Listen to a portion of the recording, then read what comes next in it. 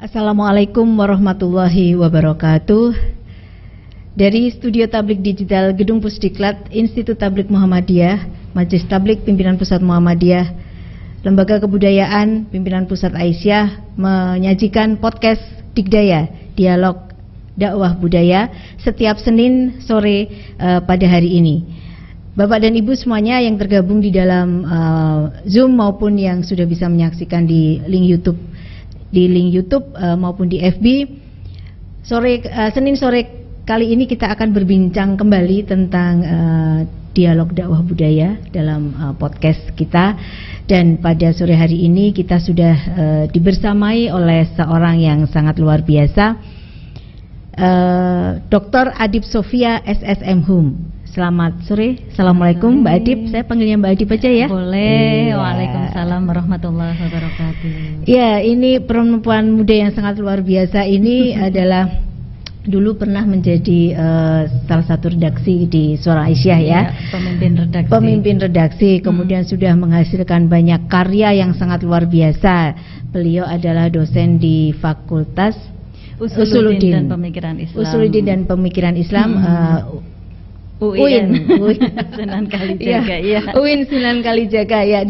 Bapak dan Ibu semuanya, Senin sore kali ini kita akan membahas sebuah tema yang ya kalau kita membaca temanya ini tidak ringan ya. Tapi kita akan coba membincangkan dengan dengan santai gitu. Baik, ya. Kita akan bicara tentang mengurai relasi unik antara penulis dan pembaca sastra. Perlu kami sampaikan bahwa Mbak Adib ini sudah menulis beberapa karya yang semuanya berkaitan dengan sastra ternyata ya. Ada feminisme dan sastra. Wah, menguak citra perempuan dalam layar terkembang. Nah, ini saya sangat luar biasa ini. Layar terkembang itu cerita ketika saya SMA itu ya. Saya sudah tua banget. Kemudian aplikasi kritik sastra feminis. Nah, ini perempuan dalam karya-karya Kunto Wijoyo. Ini ada. Kemudian ada lagi sisi lain Nuruddin Ar-Raniri, kritik filologi spiritualitas Nusantara. Nah, ini kemudian menarik sekali ini, identitas dan interaksi sosial keagamaan masyarakat Belitung. Ya, tinjauan atas dampak turisme pasca meledaknya Laskar Pelangi. Ya, ini kembali lagi itu sastra lagi ya. Kemudian masih ada lagi nih, hegemoni kriteria estetik, tinjauan sosiologi sastra atas cerpen pilihan Kompas dan cerpen Kompas pilihan dalam sosiologi reflektif. Jadi sangat luar biasa Bapak dan Ibu semuanya. Mbak Adib ini sudah menyajikan banyak karya sastra dan beliau memang sudah berkecimpung di dunia sastra ya. Meskipun di UIN gitu ya, di Usuluddin. Usuluddin memang berkaitan dengan sastra ya Mbak Adib ya? Ada kaitannya karena di sana ada masalah sosiologi sastra ya. Yang namanya karya sastra itu kan tercipta oleh masyarakat, berisi tentang masyarakat, dibaca oleh masyarakat. Kebetulan saya dulu kaprodi sosiologi agama di UIN Sunan Kalijaga. Kalau sekarang di lembaga penelitian dan pengabdian kepada masyarakat juga kaitannya dengan itu juga. Luar biasa. Jadi sehari-hari ada hubungannya sastra gitu ya. Pergi ke pasar membeli jambu, jalannya jauh berputar-putar. Kalau rajin membaca buku, pasti jadi anak yang pintar. Ini adalah salah satu pantun ya. Kita akan bicara tentang sastra nih pada sore hari ini. Kita akan membincangkan karya-karya yang sangat indah. Karena sastra itu satu hal yang penuh dengan keindahan sebenarnya ya, baik itu dalam bentuk puisi maupun dalam bentuk prosa ya. Nah Mbak Adib, ini kan judulnya ini sangat menarik sekali ketika kita bicara tentang mengurai relasi unik antara penulis dan pembaca sastra. Tentunya sastra itu, karya sastra pasti ada dua hal nih, ada yang nulis, ada yang membaca gitu. Nah, mungkin Mbak Adib bisa bercerita ini tentang judulnya ini seperti ini. Judulnya kok kayaknya serem ya, atau berat sekali kata Mbak Wiwit ya. Jadi yang memang ketika kita membahas sebuah sastra tidak akan terlepas dari siapa yang membuat kemudian apa yang dibuat, siapa yang baca pastinya. Kadang-kadang kalau kita membaca sesuatu atau heboh gitu di masyarakat, orang kemudian mengulik dari sisi tiga hal itu. Betul. Kayak misalnya sekarang layangan putus ya, betul. Kemudian diulik-ulik itu apa namanya Bunda AFS ya, itu siapakah dia ya? Kemudian diulik juga, apakah tokoh laki-laki dalam film itu sama dengan suaminya yang dahulu, mantan suaminya ya? Dicari. Apakah orang ketiga itu adalah ini dan sebagainya, dicari karena faktor dari proses produksi itu juga menarik untuk diteliti. Karena tadi yang saya katakan, yang namanya sebuah karya apapun itu termasuk tentu sastra, dari sisi proses yang membuat itu adalah anggota masyarakat yang menarik untuk kita teliti. Nah pasti yang digambarkan itu juga sebuah masyarakat. Kalau prosa nanti akan ada tokohnya, kemudian ada latar sosial kan gitu ya. Itu semua juga masyarakat. Nah, kalau puisi pun juga pasti dia akan mengangkat sesuatu yang berasal dari masyarakat, kehidupan individu, kehidupan sosial dan sebagainya. Ketika itu jatuh di tangan pembaca, tidak hanya sebagai coretan buku harian ya, kan kadang ada yang coretan buku harian untuk dibaca sendiri, bikin puisi dibaca sendiri. Itu kemudian nanti diterima oleh masyarakat, juga masyarakat yang responnya berbeda-beda. Bagaimana orang hanya mendengarkan lagu-lagunya Didi Kempot, tapi bisa kemudian merefleksikan kehidupan mereka untuk sama-sama membuat komunitas, volunteer untuk nyumbang ke orang-orang yang tidak mampu kan gitu, padahal hanya dengan mendengarkan lagu-lagu Didi Kempot.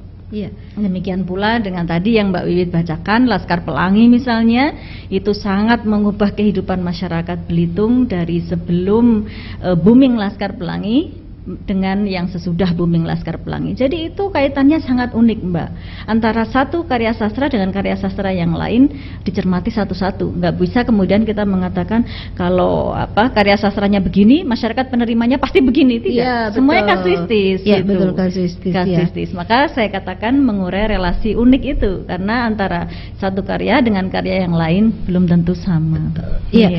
Saya pernah Mbak Adib, jadi kebetulan pernah ke Sumatera Barat begitu, dan pada waktu itu memang entah kenapa waktu itu kemudian saya itu melihat filmnya Tenggelamnya Kapal Van der Wijk, karya Buya Hamka. Nah kemudian ketika sampai di Sumatera Barat itu ternyata banyak cerita di sana. Bagaimana saya membayangkan begini, ketika Buya Hamka menulis tenggelamnya Van der Wijk. Kapal Van der Wijk itu ternyata kan merupakan setelah kemudian sekian lama orang mencoba untuk merunut kembali atau napak tilas begitu tentang lokasi-lokasi yang dulu ada di novel itu. Ternyata itu memang bagian cerita dari Buya Hamka sendiri. Jadi itu ingin napak tilas ya. Iya betul, jadi merasakan nggak ada tilasnya sebetulnya mungkin. Bisa jadi ada, bisa jadi tidak ada. Jadi suraunya itu aja juga masih ada. Seperti di sini dan itu bisa, dan turisme itu menjadi Mbak Adib di sana. Kalau tadi ada satu karya tentang Belitung itu ya. Tapi untuk era yang sekarang Mbak Wiwit, itu kadang-kadang masyarakat menjadi tertariknya setelah dilakukan filmisasi Jadi di situ ada ilmunya namanya ikranisasi ya. Ikranisasi itu teman-teman di sastra komunikasi mendalami itu. Tetapi kalau saya lebih cenderung ke teksnya ya Mbak, yaitu ada ilmunya khusus. Nah di dalam visualisasi film itu sangat berpengaruh. Misalnya ketika orang hanya membaca Laskar Pelangi dalam teks, kan imajinasi bisa kemana-mana ini orang kemudian bebas begitu membayangkan bagaimanakah Belitung. Tetapi ketika sudah divisualisasi, masyarakat sekarang kan ada sebagian yang malas baca ya. Betul. Tapi bagaimana yang tampak di mata itu kemudian menarik minat mereka. Sampai pada saat itu saya ada 2 tulisan tentang Belitung, bagaimana pengaruh ekonominya dan bagaimana pengaruh keberagamaannya pasca meledaknya Laskar Pelangi itu. Karena saya mewawancarai berapa luas jalannya sebelum Laskar Pelangi dan sesudah Laskar Pelangi. Berapa kali penerbangan sebelum Laskar Pelangi dan sesudah Laskar Pelangi, itu ternyata dahsyat sekali hanya dari sebuah sastra. Dan memang Laskar Pelangi itu bisa dikatakan booming sekali. Pada waktu bagaimana kemudian menovelkan ya sebelum novel kemudian difilmkan. sebelumnya ayat-ayat cinta dan lain sebagainya ya itu ya. Iya. Jadi saya pikir ini menjadi satu metode yang sangat menarik juga, bagaimana sastra itu ternyata memang bisa, karya sastra yang novel itu bisa kemudian menjadi pendorong untuk masyarakat juga begitu ya. Sarana yang efektif untuk menyampaikan pesan. Jadi melakukan dakwah termasuk salah satu di antaranya. Jadi kalau misalnya kita mempelajari karya-karya masa lampau seperti yang disebut tadi Nuruddin Araniri, Hamzah Fansuri yang mempunyai style atau karakteristik sastra, kita akan menemukan bahwa karya-karya itu merupakan karya yang efektif dalam proses Islamisasi di Indonesia pada waktu itu. Jadi masyarakat ya seperti sebagaimana perintah Allah, la ikraha fiddin ya, tidak ada paksaan dalam memeluk agama. Nah, sastra kemudian dipakai itu oleh para ulama yang datang ke Indonesia pada waktu itu untuk membantu proses Islamisasi itu. Sehingga karena dibuat dengan hati, masuknya ke orang-orang pun dengan diterima oleh hati juga, sehingga itu menjadi lebih cepat atau efektif. Teorinya kan begitu ya. Bu Hamamah sudah menulis itu lebih dulu daripada saya.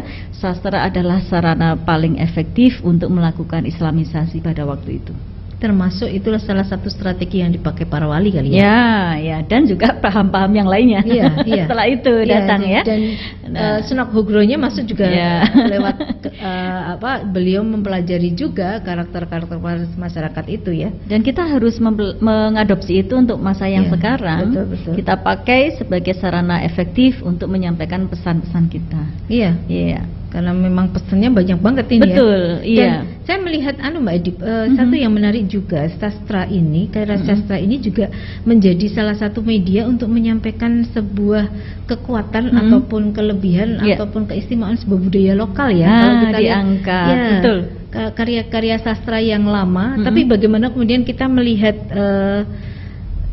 Abidah El Haliki yang menulis Perempuan Berkalung Sorban itu bagaimana dia mengangkat budaya pesantren yang mungkin dulu sangat tertutup tidak diketahui orang jadi diketahui banyak budaya pesantren kayak gitu ya. Seperti itu, banyak yang terkuak dari sesuatu yang seringkali tidak tampak oleh mata karena memang kedetailan ceritanya dan kata-kata yang dipilih itu adalah kata-kata yang biasanya memang dipikirkan. Kalau percakapan sehari-hari kita ini namanya adalah primary semiotic system, Mbak. Nah, jadi sistem tanda yang pertama kayak kamu udah makan belum? Ya, sudah mandi belum? Sudah belum. Saya belum loh. Nah, itu sama. Itu adalah primary semiotic system, bahasa primer untuk sehari-hari. Tapi kalau yang namanya karya sastra dia sudah menggunakan secondary semiotic system, ya sudah bahasa yang levelnya kedua. Jadi misalnya tadi kayak layar terkembang. Ini mau ngomong apa Sultan Tahdir Ali Syahbana pada saat Mbak Wiwit belajar itu di SMA? Mau ngomong feminisme prakemerdekaan, Mbak. Jadi pada waktu itu sebelum kita merdeka, perempuan kan masih koncowing, king sumur dapur kasur ya. Lalu ada sosok Tuti yang ditampilkan. Itu sebetulnya layar terkembang terus apa? Bukan berarti orang berlayar ada yang dikembangkan, bukan, tetapi ada gerakan perempuan di sana. Dan saya mendapati fakta-fakta tentang Kongres Perempuan pertama dari tulisan sastra itu yang tidak saya temukan di buku-buku sejarah, tetapi Sultan Tahdir Ali Syahbana menyampaikan itu ya, bagaimana orang-orang yang dari kongres dari Sumpah Pemuda itu, Mbak, yang kongres pemuda itu kemudian berdiskusi membawa isu itu, ngomporin perempuan-perempuan untuk membuat kongres khusus perempuan. Itu kan caranya berdiskusi antara tokoh-tokoh pemuda itu luar biasa disampaikan oleh Sultan Tahdir Ali Syahbana. Jadi bukan persoalan layar yang dikembangkan. Nah, itu kan tadi yang bahasa biasa-biasa saja, tapi adalah gerakan perempuan, feminisme, prakemerdekaan. Jadi sebelum kemerdekaan sudah ada. Itu menariknya kalau yang namanya karya sastra itu sebenarnya dari judulnya saja. Dari judulnya. Kan sebenarnya judulnya saja itu kan pasti dia ada apa ya di balik itu ya. Sesuatu tidak kemudian layangan putus, Mbak. Layangan putus. Apa yang putus? Malah layangan kepedot itu ya. Iya, Bapak dan Ibu semuanya, luar biasa perbincangan kita pada sore hari ini. Menarik sekali dan Bapak dan Ibu bisa bergabung bersama kami dengan menuliskan tanggapan, pertanyaan atau apa saja di chat Zoom atau di YouTube, karena kajian ini juga ataupun podcast ini juga bisa disimak secara langsung di link YouTube dan Facebook Majelis Tabligh Pimpinan Pusat Muhammadiyah, dan juga Facebook di Majelis Tabligh Pimpinan Pusat Muhammadiyah. Bapak dan Ibu, kita masih akan berbincang dengan Mbak Adib berkaitan dengan ini relasi unik antara penulis dan pembaca sastra. Ini kemudian gini, ketika seorang menulis, kalau kita tanya karya sastra, katakanlah sastra yang prosa ya, itu yang kemudian itu menceritakan dirinya, memang kemudian ada sastra yang lama dan ada karya sastra yang baru. Kemudian kalau sekarang ini kan lebih banyak dalam bentuk prosa ya, ya memang dominasi prosa ketimbang puisi ya, meskipun puisi itu menurut saya sekarang kan disamarkan dalam musikalisasi. Jadi saya melihat beberapa musisi kita itu kan sebenarnya juga basicnya di puisi. Seperti misalnya Ebit GAD, itu kan juga basicnya pasti di puisi, karena kalau kita baca kata-katanya bagus banget. Kau tikam luka di atas luka lama. Nah, itu kan satu hal yang sangat luar biasa itu kata-katanya. Itu jadi artinya apa ya istilahnya, bagaimana kemudian orang-orang sekarang itu menafsirkan kembali sastra-sastra itu menurut Mbak Adib sekarang ini seperti apa? Tadi Mbak Wiwit mengatakan puisi-puisi itu kayaknya maknanya bagus gitu. Kita ngomong maknanya bagus karena yang namanya puisi itu adalah hasil dari pemadatan makna, Mbak. Iya, jadi hasil aktivitas pemadatan makna. Enggak kemudian ketika orang bicara, nih aku punya puisi, kata-katanya hanya biasa-biasa saja. Kan tentu ini indahnya di mana ya? Kena di hatiku bagian mana ya? Kan gitu. Baca puisi itu harus mikir. Buat puisi harus mikir. Yang baca juga mikir. Harus mikir. Makanya itu adalah hasil dari aktivitas pemadatan makna yang membuat memikirkan dulu. Kira-kira ini nggak usah diparafrase. Ini kekuatan kata atau yang meaningful ya, kata-kata yang meaningful yang seperti apa. Maka kalau membaca atau mendengarkan lagu Ebit GAD kan kita enak sekali, nyaman sekali karena diksinya sudah dipilih dengan luar biasa bagus itu. Dengan cara yang luar biasa. Nah, untuk yang sekarang Mbak Wiwit, yang sekarang cenderung ke lagu-lagu memang ya, karena orang sekarang kan multitasking nih. Memang tidak banyak yang kemudian merasakan bahwa karya sastra itu dibaca terus-menerus gitu, tapi sambil didengerin di mobil, sambil melakukan kegiatan yang lain, sehingga lebih menyentuh. 2 kali menyentuhnya, yaitu dengan kata-kata yang padat tadi, hasil aktivitas pemadatan makna, dengan diiringi lagu yang juga wilayahnya wilayah menyentuh indera seni yang lainnya gitu. Jadi hatinya kena, indera pendengarannya kena, kata-katanya pun masuk ke dalam hati.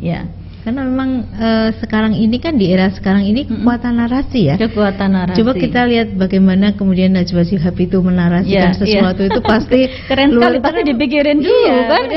Mungkin meskipun kayaknya keluar itu begitu saja, tetapi maknanya keren banget ini. Pasti sudah direnungkan terlebih dahulu, walaupun itu juga membutuhkan jam terbang ya. Ada yang kemudian perenungannya harus lama, kontemplasi sekian lama gitu. Tapi ada juga yang sudah merenung, lalu akumulasi dari perenungan-perenungan itu menjadi percik-percik yang sama-sama mentes gitu juga ada. Saya kira Najwa Shihab kategori yang seperti itu. Jadi dia udah punya akumulasi perenungan, ketika ada sesuatu yang memantik ingatan dia pada perenungan yang sudah dibuat tadi, kemudian keluarlah kata-kata itu. Sehingga memang relasinya itu menjadi sangat luar biasa ketika kata-kata seorang narasi yang dibuat seorang Najwa Shihab dibaca oleh orang yang kebetulan dia frame-nya itu satu frekuensi dengan dia gitu, maka menjadi kekuatan yang sangat luar biasa itu narasinya ya. Nah, yang ingin saya katakan adalah pembuat dan pembaca itu masing-masing storage di kepalanya, gudang di kepalanya, juga sangat berpengaruh pada penilaian indah atau tidak indah, bermakna atau tidak bermakna. Seorang pembuat sastra, baik itu puisi maupun prosa, kita lihat bagaimanakah kulturnya, bagaimanakah dia seleranya, bagaimana rasnya, bagaimana gendernya, bagaimana masa lalunya kan gitu ya, siapa orang tuanya, itu semuanya masukkan ke dalam tulisan. Nah, orang yang membaca belum tentu mempunyai perspektif yang sama. Kadang-kadang itu dibaca saya lihat orang yang sangat menjiwai layangan putus, kelayangan putus lagi ya Mbak. Itu banyak sekali yang komen ibu-ibu yang punya pengalaman yang sama. Ini merefleksikan kehidupanku gitu ya. Aku hampir seperti itu, tapi alhamdulillah pertolongan Allah tidak membuat keluargaku hancur berantakan dan sebagainya. Saya lihat, amati respon-respons audiens itu kan ada teorinya juga khusus ke respon pembaca ya. Itu memang kemudian antara yang mengalami dengan yang tidak mengalami mempunyai makna yang berbeda. Nah itu relasi uniknya. Dan ternyata memang efek layangan putus itu keluar semuanya itu. Orang-orang ternyata yang mendapat pengalaman perselingkuhan itu luar biasa itu. Saya itu Mbak Adip, saya itu sebelumnya tidak tertarik melihat layangan putus, hanya kemudian di WTV ya. Tapi kemudian ada muncul di YouTube kan, itu di YouTube free gitu. Ini ada apa sih, kenapa kok semuanya itu layangan putus? Ternyata memang aktor aktrisnya memang keren gitu ya. Nah, hanya kan saya melihat ini layangan putus itu base juga kan, berbasis pada tulisan juga. Meskipun itu adalah tulisan kisah nyata ya, kisah nyata yang kemudian diterjemahkan di dalam film. Nah ini ada antara penulis ya kan dengan orang yang menerjemahkan di dalam film itu kan beda juga itu. Jadi yang di kepala penulisnya, di dalam kehidupan penulisnya berbeda, di kepala penulisnya berbeda, ketika menjadi novel itu berbeda, jadi film beda lagi, skenarionya kemudian jadi skenario beda ya, ditonton beda lagi, yang baca novel beda lagi, masing-masing punya sesuatu pemaknaan yang berbeda-beda. Nah kadang gini Mbak Adip, saya beberapa kali pernah mendengar nih diskusi film waktu itu ada satu film yang berbasis pada novel gitu ya. Ketika kemudian itu difilmkan, orang banyak komentarnya gini, nyesel deh aku nonton filmnya seperti itu. Aku nyesel ini aku. Ya memang apa yang dibayangkan ketika dia baca novelnya nggak sama dengan jadi kayak gitu. Bayanganku di kepala nggak gini ya. Ya memang kemudian tersegmen Mbak. Ada yang lebih suka visualisasi, ada yang tidak. Kebanyakan film-film sejarah yang biografi itu yang mengenal betul tokoh itu divisualisasikan dalam film, kemudian menjadi lebih simpel. Kok kayak gitu ya, nggak seperti bayanganku. Gitu.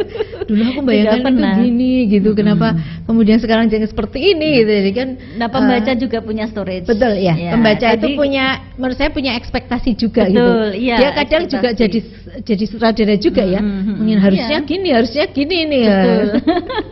Jadi pembaca juga di situ ada masa lalunya, di situ ada rasnya, di situ ada gendernya, di situ ada tradisinya, pengalaman yang masuk, dan disitulah yang namanya media, dalam hal ini novel ataukah cerpen, roman, prosa lainnya ya, itu bertemu. Jadi antara pembaca dengan penulis itu bertemunya di teks itu, bergumul di situ untuk dimaknai bersama ya. Karena kadang-kadang kan kita tidak bisa nih klarifikasi ke yang nulis sebetulnya kamu tuh seperti apa. Nah sekarang orang kan banyak mengejar Bunda AFS itu. Sebetulnya juga untuk apa mengejar-ngejar itu kan juga ada bagian-bagian yang bukan merupakan kehidupannya. Hanya kemudian orang penasaran untuk mengetahui proses produksi itu lebih jauh. Iya betul. Oke, baik Mbak Adip, ini ada pertanyaan nih ya dari Mbak Nuril dari Cilacap ini ya. Bagaimana relasi sastra dengan spiritualitas? Karena selama ini seolah sastra budaya itu sesuatu yang sastra dan budaya itu sesuatu yang seolah dipertentangkan gitu ya. Padahal sejarah menunjukkan Al-Quran memiliki nilai sastra. Monggo Mbak. Banyak orang mengatakan bahwa Al-Quran itu, ada yang mengatakan Al-Quran itu kitab sastra terbesar. Ada bukunya seperti itu ya. Sedangkan kalau saya di kelas bersama mahasiswa saya katakan Al-Quran itu adalah kitab dengan kriteria sastra terbaik ya. Jadi dia Al-Quran ini dari sisi kata-katanya, dari sisi bagaimana rangkaian kalimatnya, bagaimana jalan ceritanya itu bagus sekali, sangat-sangat bagus. Berbagai penelitian mahasiswa saya tantang ya, coba tunjukkan dengan menggunakan pisau-pisau dari barat. Kamu akan menemukan bahwa Al-Quran itu adalah kitab yang strukturnya sangat bagus, pengemasan pesannya sangat bagus. Walaupun kamu menggunakan teori apapun, ketemunya begitu. Karena memang yang namanya ciptaan Allah itu dibuat sudah dengan semiotik sistem yang terbagus. Jadi misalnya di situ kita temukan nama-nama tempat, kan nggak banyak yang eksplisit ini tempatnya di mana, iya, betul. Tanggal berapa, kapan waktunya, abad keberapa, kan nggak eksplisit. Itu yang seperti itu adalah upaya untuk mengangkat supaya dia relevan sepanjang masa. Kalau kemudian menyebut tahun atau tempat, maka ya hanya berlaku pada situasi seperti itu, berhenti. Kekuatan semiotiknya habis. Tapi kalau kemudian itu dikemas gitu menjadi sesuatu yang lebih punya makna dalam rentang waktu yang cukup panjang, itu akan menjadi sangat bermakna. Jadi Mbak Wiwit, sastra Al-Quran itu fix memang mempunyai kriteria sastra yang terbaik. Jadi nggak ada pertentangan antara budaya dengan Al-Quran dalam hal ini. Kalaupun kemudian orang menyebut tentang budaya-budaya, pasti mempunyai terminologi budaya yang sempit, dikatakan bertentangan dengan Islam. Karena sebetulnya Islam juga sangat menghargai budaya itu, dan kita berislam sehari-hari juga menciptakan budaya-budaya Islam juga kan. Mbak Wiwit ini punya lembaga kebudayaan yang luar biasa, mengulas tentang budaya-budaya Islam ya, yang ala Aisyah itu seperti apa, betul. Ya, yang menurut interpretasi kita, bukan yang ini, bukan yang itu, kita yang moderat kan begitu, yang wasatiyah. Dan dalam Al-Quran itu menurut saya, ketika kita bicara tentang sejarah, karena semua sejarah ya Mbak Adip sangat menarik ketika dia tidak mengatakan tahun, tempatnya pun juga tidak secara cetha disampaikan begitu ya. Misalnya kayak bagaimana pertentangan orang itu mencari di mana sih tempat dikurunya Ya'juj Ma'juj, kita yakin itu ada, tapi di mana begitu ya. Orang masih mencari itu. Nah, kan kalau dalam sejarah itu kan selalu berbicara bahwa sejarah itu akan berulang. Hanya berbeda pada waktu dan tempatnya, biar ya kan? Bisa mengambil hikmah. Iya, makanya merefleksikan dari setiap keadaan dan peristiwa dalam Al-Quran. Ketika kita tahu bagaimana umat Nabi Lut, ternyata sekarang kita menjumpai gitu loh. Iya, memang berulang. Zaman dulu ada orang yang suka menghasut, sekarang juga ada. Betul. Jadi memang sangat luar biasa. Mbak Adip, kita kembali kepada cerita-cerita sastra nih ya. Jadi saya dulu kita itu kalau menurut Mbak Adip nih sekarang ini produk sastra, terutama novel ya, novel-novel yang kemudian itu banyak difilmkan itu. Apakah kemudian itu ada peningkatan atau kemudian penurunan Mbak Adip? Karena saya dulu ketika SMA termasuk orang yang sangat suka baca novel, novel Mirawi, Titi Sari, di Kartini itu ada satu cerita bersambung, yang jangan ambil nyawaku, itu sebenarnya luar biasa ya. Pesan yang kemudian disampaikan oleh seorang si penulis itu terhadap kepada pembaca, bagaimana kemudian seorang penderita kanker itu bisa survive gitu loh, inspirasi dengan caranya dia gitu. Nah, kalau menurut Mbak Adip itu sekarang kondisinya itu seperti apa? Untuk dikatakan sekarang bagus atau tidak itu kan relatif ya, karena relatif. Masyarakat yang dahulu pada waktu kita ada tokoh-tokoh itu dengan masyarakat sekarang sangat berbeda. Mereka malas untuk mereka anak zaman now ya, malas untuk kemudian mencari di toko-toko buku, nyari-nyari. Itu jumlahnya sangat sedikit. Untuk ngedep buku mangku itu jumlahnya sangat sedikit. Bagaimana itu bisa diakses secara online, bagaimana itu bisa dibaca dalam bentuk PDF dan sebagainya, atau yang sudah divisualisasikan di dalam film itu lebih bisa dinikmati gitu. Hanya orang-orang tertentu yang masih suka gitu dengan sastra-sastra yang terbaca. Kalau yang saya belum riset, tetapi saya mengamati kehidupan anak-anak saya, karena anak saya juga kuliahan ya, sekolah gitu. Tampaknya lebih suka dengan yang berhubungan dengan sudah masuk ke dalam ranah teknologi dibandingkan dengan ngedep buku gitu. Jadi lebih kuat telinga, visual mata ya. matanya kepakai terus. Cuman gini, karena sekarang kita ada dalam situasi tsunami informasi, termasuk di dalamnya novel Mbak Wiwit ya, novel masuk ke kepala, kemudian informasi-informasi masuk ke kepala. Kita ajari mereka itu bikin file gitu, di dalam ingatan itu kan tsunami informasi blek masuk itu. Gitu ya. Nah itu kadang-kadang kita minta mereka untuk memilah ya pada bagian manakah yang sifatnya sastra, karena sastra itu imaji loh, sastra itu tidak tidak sesungguhnya, tidak dunia yang sesungguhnya.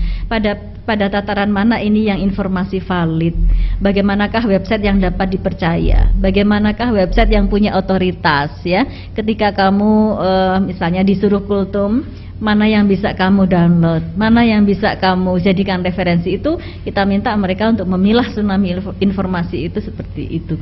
Jadi ketika ditanya apakah yang sekarang lebih berkualitas dalam memahami sastra daripada yang dulu, perlu riset Mbak Wiwit. Iya, karena setiap produk sastra akan diterima secara berbeda. Nah, itu kita kembali ke uniknya relasi antara penulis sastra dengan pembaca sastra itu. Sekali lagi kita kembali ke layangan putus. Ya. Bagaimana kemudian itu kan tulisan di novel, bukan novel kan itu? Dia kayak di blog atau apa begitu ya? Artinya ini kan kayak artinya tulisan ya, artinya bukan film gitu ya. Tadinya kemudian kan artinya dia itu kisah nyata yang dituliskan oleh seorang Mama ASF di blognya atau di Facebooknya atau di apa, saya agak lupa. Tapi itu ternyata bisa menjadi sebuah karya begitu loh. Ini kan menjadi sebenarnya kan mempermudah semua orang bisa menjadi penulis ini. Ya memang. Tapi sorry, saya mengklarifikasi tadi. Ada pernyataan kisah hidupnya, menuliskan kisah hidupnya. Ada juga yang membantah itu bukan kisah hidupnya ya.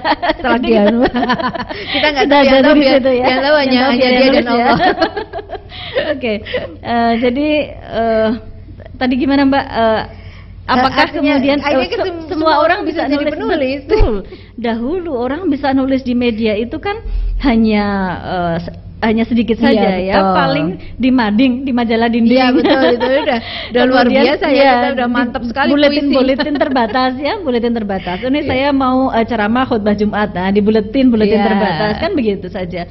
Tapi kalau sekarang orang bebas menulis, dia nulis panjang-panjang di status Facebook, Instagram gitu ya. Dia menulis status yang pendek juga bebas semuanya. Sehingga kalau Mbak Wiwit tadi mengatakan ini semua orang jadi bisa menulis. Iya, memang zaman sekarang terserah saja bagaimana menulisnya, cuman kemudian nanti publik yang akan menilai menerima atau tidakkah. Penerimaan atau tidak ini tergantung dari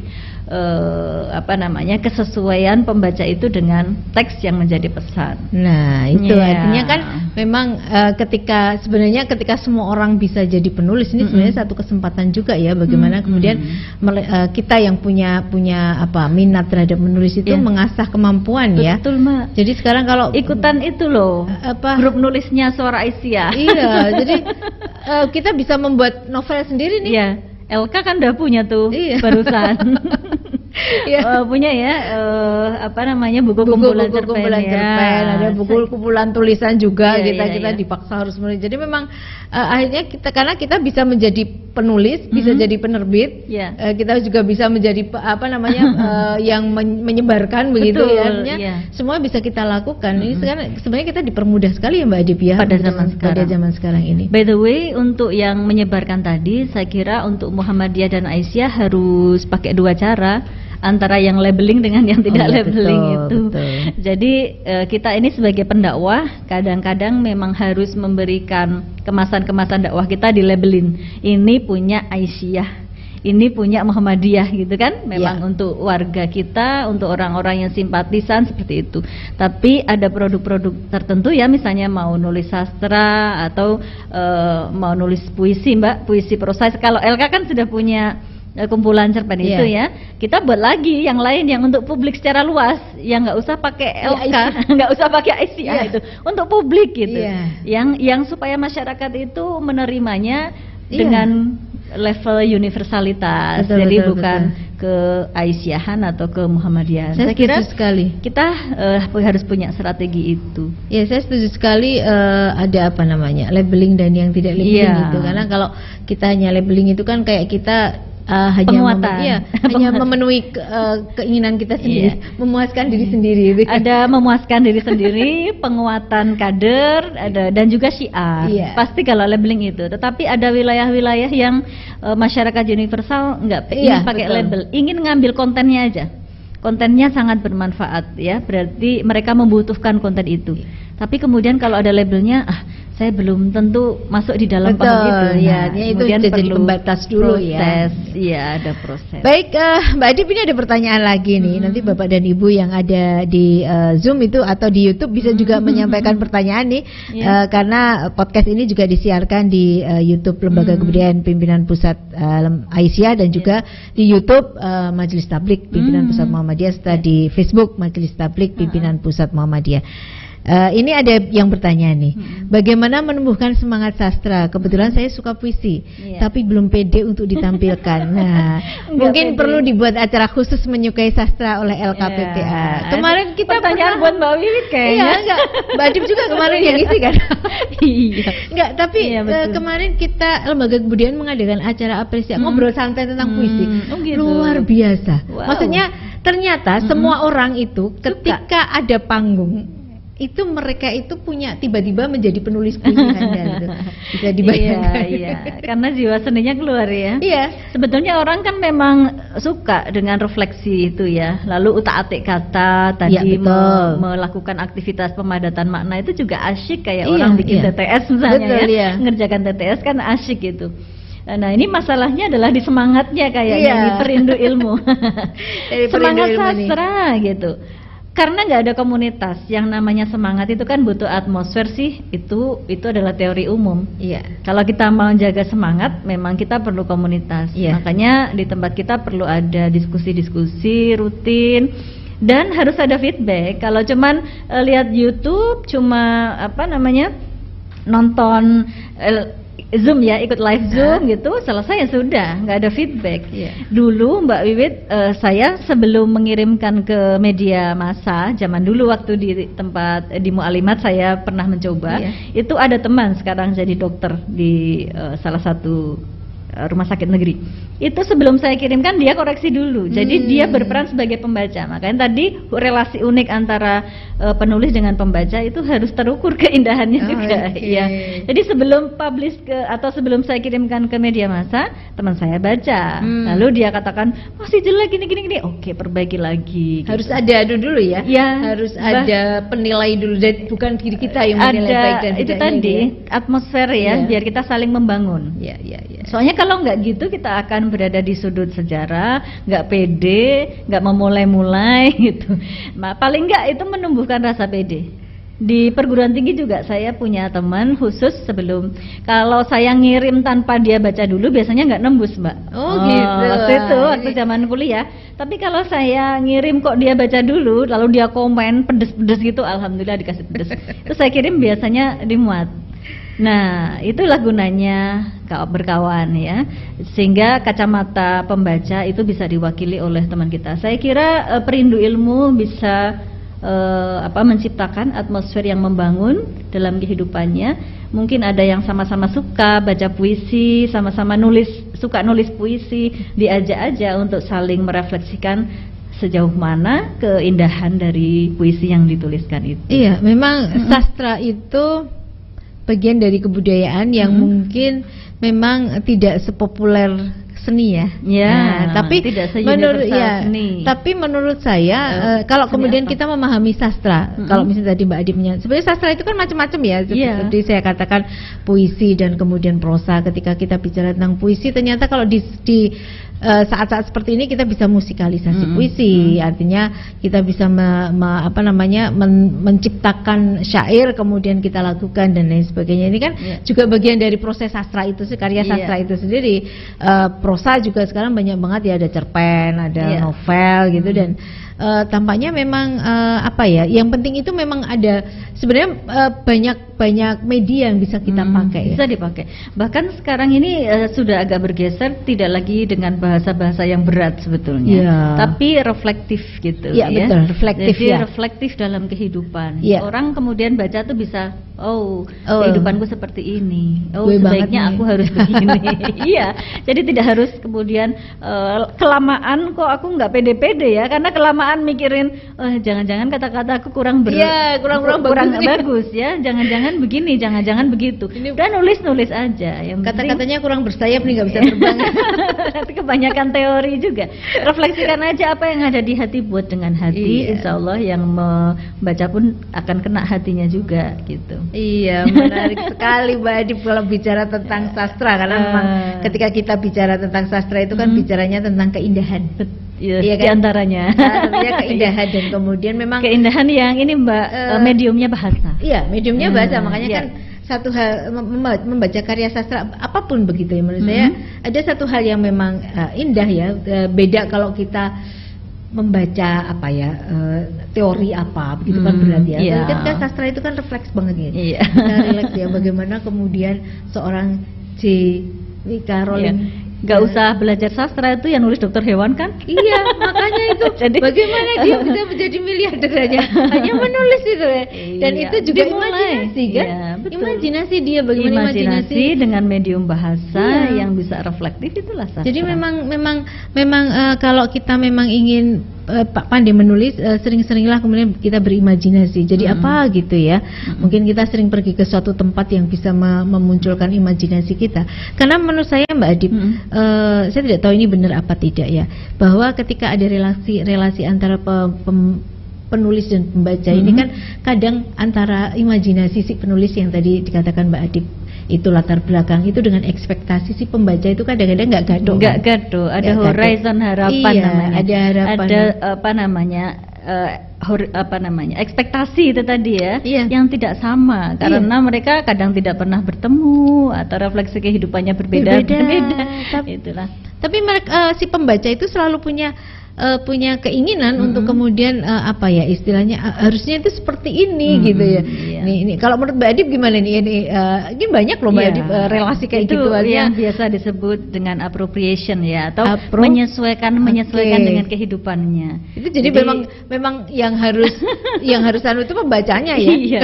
Jadi dia ngaduk-ngaduk kayak gitu, mencocok-cocokkan. Nah, kalau bagian ini cocok sama aku, bagian ini enggak. Kalau begini aku seharusnya begini, ngaduk-ngaduk kayak itulah. Kemudian di dalam rangkaian makna itu Mbak, ada makna awal mungkin kita baru memahami sepintas, kemudian nanti ada understanding, kita bisa memahami, nanti kemudian bagian yang ketiga ada appropriation atau bisa ngaduk-ngaduk merefleksikan dengan kehidupan kita. Ngaduk-ngaduk itu apa ya, kita kan bukan hanya orang Jawa yang nonton ya, ngaduk-ngaduk itu apa ya, dengan yang merefleksikan gitu dengan kehidupannya sendiri, sehingga karya sastra itu bisa sangat bernilai bagi kehidupannya dia gitu. Mbak Adip, saya mau bukan penelitian, tapi menurut saya kenapa kemudian karya sastra, entah novel dalam bentuk novel gitu, yang ketika dia itu kecenderungan berbicara tentang penyimpangan, entah itu penyimpangan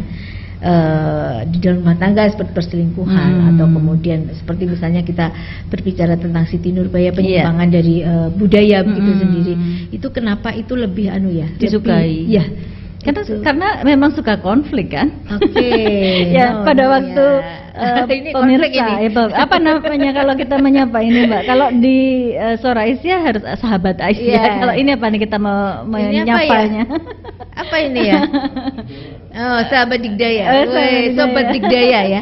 Sobat Digdaya. Sobat Digdaya kan pada waktu belajar di sekolah kan ada yang namanya alur itu, ada pengantar, ada konflik kan gitu. Nah, memang kemudian menariknya sesuatu itu kalau ada konflik kan gitu. Jadi menarik, jadi ada tegangan kita di situ.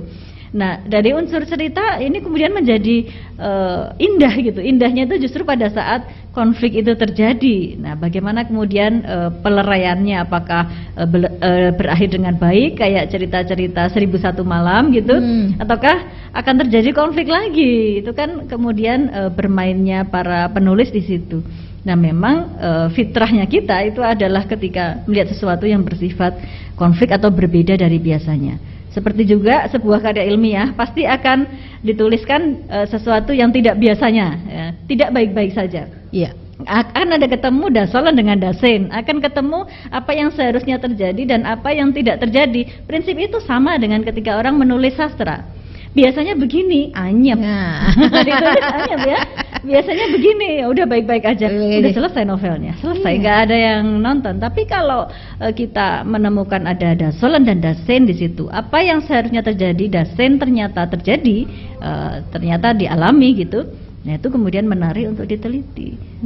Itu alamiah ketika kita menemukan sesuatu yang biasa-biasa saja kita tidak tertarik, tapi yang di luar keseharian pasti kita tertarik. Apalagi ada konflik, wah sangat bahkan menarik. Sesuatu yang tidak sama dengan budaya kita atau nilai-nilai yang kita anut, ketika itu kemudian dimunculkan dalam sebuah karya, itu ternyata memang lebih banyak menarik nih. Macam menarik ya. Iya, emang itu apakah karena memang fitrah manusia itu suka konflik atau memang gini dalam dari penulis, Mbak. Oke. Penulis itu pasti dia pakai logika ilmiah juga. Jadi dia akan merefleksikan sesuatu yang biasa-biasa saja begini, apa sesuatu yang luar biasa. Ya, jadi ketika kita latihan nulis nih, kalau di forum-forum latihan nulis, pikirkan yang out of the box kan gitu ya. Kalau yang biasa-biasa saja, bangun tidur aku gini, ya, aktivitas sehari-hari nanti tidur lagi, ya udah selesai. Tapi kemudian apa yang luar biasa, apa yang nggak sama dengan masyarakat yang lain. Nah itu kita akan menemukan sesuatu yang berbeda pastinya. Pasti pembaca itu akan selalu terangsang untuk melihat sesuatu yang baru, Mbak. Nah, kalau itu biasa-biasa saja yang dialami harian ya tidak akan menarik. Tapi menurut Mbak Adip seperti itu berisiko nggak untuk penulisnya? Dia akan menggambarkan sesuatu yang mungkin bukan di luar nilai yang dianut masyarakat. Ya. Yang namanya sastra kan begitu, Mbak. Karena sastra itu punya ciri imajinatif.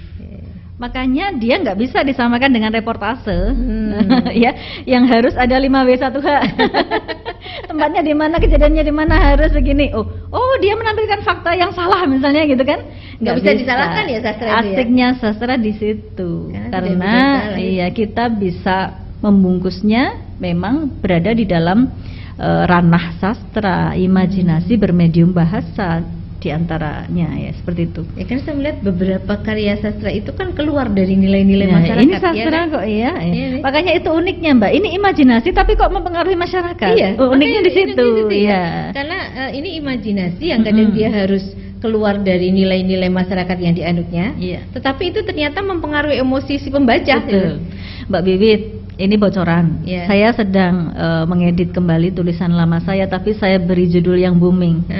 Namanya Ide Monogami Kuntowijoyo. Wah, ini kalau saya cerita tentang keluarga Kuntowijoyo yang baik-baik saja, keluarga Sakinah Mawaddah Warahmah, itu ya udah selesai. Tapi kemudian bagaimana orang memiliki pandangan tentang masna, wasulasa, waruba gitu ya. Tapi Kuntowijoyo nggak menulis itu, bukan di dalam karya-karya teks ilmiahnya, tetapi di dalam 12 cerita yang dia susun. Jadi ada kata-katanya, bagaimana dia menghadapi orang-orang yang dia kenal itu ketika terjebak di dalam persoalan pernikahan, poligami dan sebagainya kan. Komentar-komentar yang diberikan Pak Kunto itu ide. Maka saya berani mengatakan Ide Monogami Kuntowijoyo dalam 12 karyanya itu. Memang di buku ilmiahnya nggak ada, tapi di dalam sastranya ada. Gitu. Pak Kunto itu satu sosok yang luar biasa ya. Nah itu cerdasnya Pak Kunto. Pak Kuntowijoyo kalau dia menuliskan itu dalam karya ilmiah, mungkin banyak orang yang menentang. Iya kan? Iya, menentang kan. Nah, sifat sastra begitu. Pak Kunto membungkusnya dengan sastra. Jadi mau nentang mau enggak itu sastra kok. Iya. Itu imajinasi saya. Imajinasi. Ya memang beliau menafsirkan monogami itu seperti itu. Islam di dalam tulisan itu tidak kemudian mengajarkan ayo poligami, tidak, tetapi itu sebagai pintu terakhir, emergency exit ketika suatu kejadian yang tidak diinginkan atau yang lain itu. Jadi pada prinsipnya dalam situasi apapun sepanjang masih belum ada excuse yang sangat mendesak, gawat darurat begitu ya, itu tidak dipilih, itu ada sebentar lagi insya Allah terbit. Lagi sudah luar biasa ini, kita tunggu ini ya. Nanti mungkin kita bedah Mbak. Karena luar biasa ini ide monogami, karena jarang juga sih tulisan yang kemudian secara eksplisit mengatakan monogami ya. Pak Kunta juga nggak eksplisit, cuma saya membaca dari kata-katanya. Berarti ini yang berani Mbak Adip ini ya. Sudah biasa. Sangat luar biasa Bapak dan Ibu semuanya, perbincangan yang semakin menarik dan ternyata banyak sekali satu hal yang menarik ketika kita bicara tentang sastra, terutama imajinasi itu. Yang selalu saya tangkap itu bahwa sastra itu imajinasi dalam balutan bahasa ya, dari imajinasi si penulis. Artinya kita mau berimajinasi apa saja terserah kita. Tapi ternyata dalam kenyataannya imajinasi yang ditulis oleh para penulis ini sangat bisa mempengaruhi masyarakat bahkan ya bisa demo mak-mak gitu ya, demo mak-mak, atau kemudian salah satu yang kemarin saya bicarakan di grup itu, saya perempuan sendiri gitu. Nah sekarang itu para ibu-ibu itu selalu lihat HP suaminya nih, ada nggak nama yang aneh-aneh nih. Ini kekuatan, dan saya melihat lepas dari layangan putus itu seperti api, tapi kemudian itu bisa booming dan itu berbasic pada sebuah kisah. Artinya itu juga sebuah karya sastra ya, meskipun tidak sesuai dengan kisah nyatanya atau apa, kan memang berbeda artinya di film dengan kisah nyatanya itu.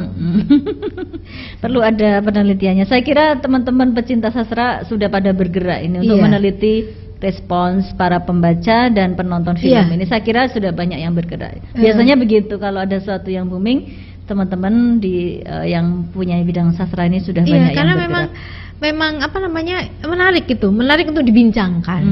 Tapi jangan kemudian dicontoh itu. Kalau saya punya kecenderungan tuh neliti penulis yang sudah meninggal.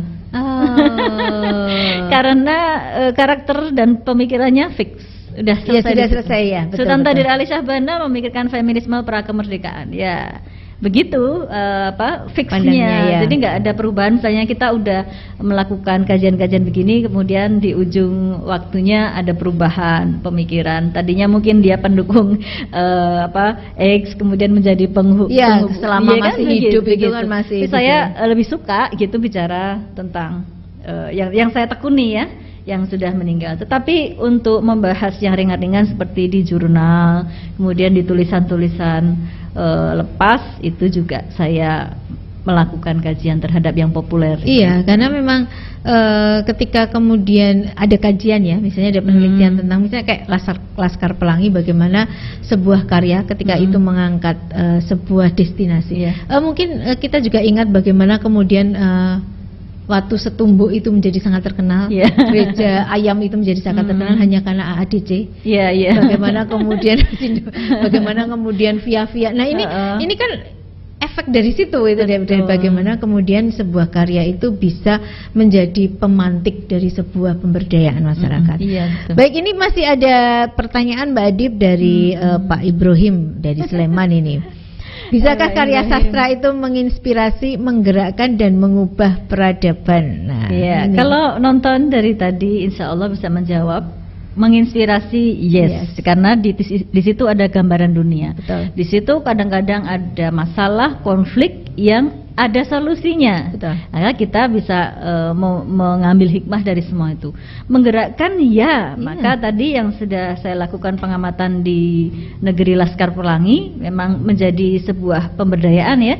Untuk yang penelitian saya tentang dampak perekonomian itu ada di bukunya namanya Pemberdayaan Masyarakat Marginal gitu. Itu memang kemudian berbeda antara masyarakat Laskar Pelangi, masyarakat Belitung yang dulu dengan sekarang berbeda. Lalu penelitian kedua tentang keagamaannya, karena sudah banyak turis masuk, gimana mereka, masjidnya kosong nggak? Apa semuanya sibuk di sektor pariwisata gitu? Gimana orang-orangnya, sama nggak gaya berbusananya atau beribadahnya tetap sholat 5 waktu nggak? Itu juga perlu kita lihat. Tapi itu kan menggerakkan perubahan peradaban. Itu salah satu contoh dari beberapa hal ini. Tentu pada waktu saya kembali ke abad yang lalu, bahwa dahulu kita ini banyak yang beragama non-Islam ya. Kemudian ada proses Islamisasi. Tadi saya sudah sebut Hamzah Fansuri dengan puisi-puisinya yang luar biasa, Nuruddin Araneri dengan 36 karyanya sebagai proses efektif sarana Islamisasi di Indonesia. Itu yang bisa kita ambil clue-nya bahwa peradaban bisa berubah karena tulisan, karena sastra. Dan Islam sudah pernah menunjukkan bahwa dari karya tulisan itu Islam pernah menguasai peradaban ya. Salah satunya ya, karena dalam negosiasi juga gitu kan, ada perjumpaan-perjumpaan yang lainnya juga. Nah pasti bisa insya Allah, asal kita kuat ya. Maka tadi saya katakan kita harus ada 2 strategi, yang label Muhammadiyah dan yang labeling itu ya. Karena kadang ada masyarakat yang tidak bisa menerima labeling itu, padahal kontennya sangat mereka perlukan. Tapi labeling juga penting karena memang kita harus karena kita organisasi yang berkemajuan, memang kita berharap sih semua orang Muhammadiyah punya open mind untuk bisa. Karena sebenarnya saya melihat karya sastra ini sangat luar biasa untuk menginspirasi dan juga mengeksploitasi, mengeksplorasi apapun, terutama budaya lokal. Sebenarnya ini kan kita jangan nggak usah susah-susah ngapa-ngapain, tapi buat tulisan dengan budaya. Saya melihat karya-karya sastra lama itu sebenarnya basicnya pada budaya semuanya, atau Mbak Adib ya. Bagaimana itu bisa kemudian kita lakukan juga. Cuman sekarang kita tantangannya ke metode penyiarannya juga. Oh iya, betul. Karena kalau hanya diterbitkan, selesai di perpustakaan udah. Itu gimana caranya kita mensosialisasikan apa yang kita tulis? Dulu kan pernah ada ya, pembacaan sandiwara radio, ingat ya? Jadi sebenarnya kan storytelling itu kemudian bisa menjadi salah satu strategi juga. Bagaimana nonton ya Mbak Brahma Kumbara atau itu sampai membayangkan itu Brahma Kumbara aja, ini yang namanya Dewi Pramita itu luar biasa cantiknya. Saya itu suka sekali dengan kalau fabel ya. Jadi yang fabel, yang cerita ada binatang atau kemudian yang cerita sejarah gitu ya, kayak Maisa Jenar. Nah itu luar biasa tuh, bagaimana seorang S.H. Mintarja itu membuat tulisan yang memang indah ya. Bagus banget dan enak banget. Memang medianya harus dipikirkan, strategi untuk menyampaikan pesan itu harus dipikirkan dengan matang. Bagaimana caranya ide yang sudah ada di kepala penulis tadi bisa bisa dikemas dengan baik sehingga masuk dengan smooth ke hati atau ke kepala para pembaca itu. Nah ini harus ada strateginya Mbak, strategi khusus nanti untuk kita akan bicara nanti strategi khusus bagaimana kita bisa mengemas itu ya. Karena sekali lagi menurut saya kita sekarang hidup dalam era yang narasi. Apapun itu memang harus kita narasikan. Dan kalau kita tidak menarasikan satu hal yang positif, maka yang akan ternarasikan hal-hal yang tidak positif. Dan ingat, apa yang keluar itu yang masuk loh. Pengennya nulis tapi nggak pernah baca. Agak susah juga. Jadi pengennya mempunyai sesuatu kata-kata yang mentes dinikmati orang tuh bagus banget ya. Tapi nggak ada yang diisi, mau keluar dari mana? Inputnya nggak ada. Inputnya nggak ada. Harus banyak baca, harus banyak. Nggak hanya baca itu baca teks ya, tapi juga harus banyak pengalaman, harus tambah wawasan gitu sehingga apa yang di storage yang ada di kepala tadi dikeluarkan juga sama-sama berkualitas. Dan harus harus mau mencoba. Jadi melakukan itu yang pede. Pede. Jadi menulis itu satu hal yang kemudian harus dilakukan, bukan hanya dipikirkan ya Mbak Dia. Jadi orang kadang punya keinginan menulis, tapi dia nggak pernah nulis. Ya gimana dia bisa jadi penulis? Memang harus ada forum-forum belajar menulis gitu Mbak. Kalau saya bilang ke mahasiswa saya, kita ini ya bukan kuliah, untuk yang persoalan menulis kita workshop. Jadi ini bukan kuliah, ada hasilnya ya. Kemudian jadi kamu nulis apa, nanti saya komen atau sesama temen komen. Karena kamu tidak akan berproses kalau hanya dengerin saya kuliah. Beda stylenya ketika ngambil mata kuliah saya yang lain yang sifatnya analisis ini, analisis itu. Tapi kalau yang tentang menulis ya harus sambil nulis. Oke, terima kasih Mbak Adip. Jadi luar biasa Bapak dan Ibu semuanya yang tergabung di Zoom maupun yang di YouTube dan Facebook. Kita tadi sudah hampir 1 jam kita berbincang tentang sastra dan juga ya? Dan ternyata tidak terasa ya, karena kalau kita bicara sastra itu kan sesuatu yang sebenarnya menyenangkan dan hidup kita sangat dekat dengan sastra. Tanpa kita sadari di dunia digital itu pun banyak sekali tulisan-tulisan bagus, kisah-kisah yang kemudian memang kita baca, kita nikmati, tapi tanpa sadar kita hidup di dalam dunia sastra. Ya, Senin sore yang sangat luar biasa. Kita tadi sudah bersamai Mbak Adip, Mbak Adip Sofia dari Studio Tablik Digital Gedung Pusdiklat Institut Tablik Muhammadiyah. Podcast Digdaya Dialog Dakwah Budaya. Mbak Adip bisa memberikan closing statement tentang apa yang kemudian tadi kita bicara. Tentu terutama kaitannya dengan relasi antara penulis dan pembaca, karena memang ini menjadi satu apa yang mau disampaikan si pembaca, si penulis, dan apa yang kemudian diterima si pembaca. Oke, baik. Sahabat Digdaya sekalian, saya ingin teman-teman semua dengan acara ini bisa merefleksikan bahwa sebetulnya ketika kita hidup di dunia ini kita harus meninggalkan jejak-jejak. Dan jejak-jejak itu kalau hanya bersifat kata-kata seperti podcast ini, mungkin nanti di-delete nih. Tetapi yang masih abadi itu sampai hari ini adalah tulisan. Karena tulisan ini menyangkut ide yang didokumentasikan. Oleh karena itu, agar teman-teman semua di Zoom maupun di YouTube dapat eksis pemikirannya, dapat dikembangkan oleh generasi setelah kita, maka menulislah maka kamu akan eksis. Begitu Mbak? Luar biasa sekali. Menulislah maka kamu akan eksis, karena kita harus meninggalkan jejak-jejak ya. Jadi kalau eksisnya bukan eksis yang di sosmed loh, tapi eksis yang bermanfaat. Insya Allah jadi jariah kita dunia akhirat. Bisa dimanfaatkan sampai kapanpun ya, ketika kita membuat sebuah tulisan. Baik Bapak dan Ibu semuanya, tadi sudah kita ikuti perbincangan yang sangat menarik berkaitan dengan sastra, imajinasi seorang penulis dan bagaimana kemudian ekspektasi seorang pembaca ini ternyata bisa dipertemukan dalam sebuah tulisan. Dan Mbak Adip tadi sudah mengupas dengan sangat tuntas relasi yang unik antara penulis dan pembaca dalam sebuah karya sastra.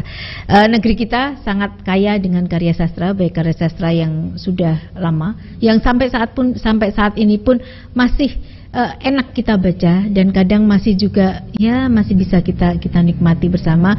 Dan di era digital ini ternyata banyak sekali karya-karya sastra, prosa, puisi yang kemudian muncul di lingkungan kita, dan ini menjadikan satu semangat bahwa ternyata sastra ini masih menjadi kekuatan dari masyarakat Indonesia. Kita masyarakat Melayu memang kuat sekali ya, kental sekali di dalam berkat mengolah kata yang kemudian bisa menjadi apapun.